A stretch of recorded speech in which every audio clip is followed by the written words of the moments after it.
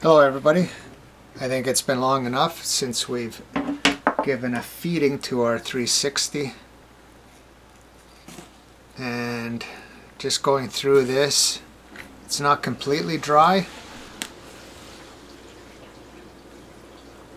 and I think all of our food other than little bits of peel has been eaten up, and of course the bedding. So we will give these guys a feeding and then entice the worms from underneath to come back to the top level. So let's make a big trough in the middle. We'll put shredded cardboard down the middle on the bottom.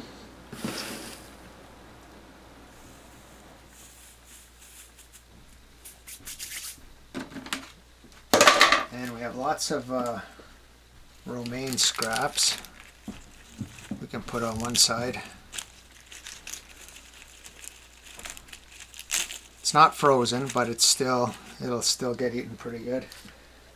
And then we'll put some citrus peels on the other side here. This will take a little bit longer, but we all know that the worms will eat this. Oh, and I don't have any more coffee. The coffee's all upstairs, so we'll have to bring coffee and eggshells on our next feeding. But on top of this, we will add more shredded cardboard. And because the moisture wasn't as good as I wanted, I'll add a little bit of water on top of this,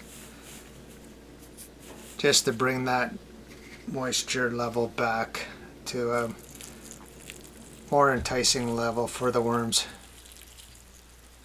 And then these 360 Worm Factory 360 systems, we have several trays, so if there's too much moisture on the top tray, it will trickle down through the different layers, and then it'll end up in that bottom one. And if you saw my last video, it's all dry down there right now, so that moisture will then bring worms back down to the bottom, and then in a few months I can harvest the base once again. So that was a quick feeding. Thank you everyone for subscribing. Thank you for watching this video, and we'll see you on the next one. Bye for now.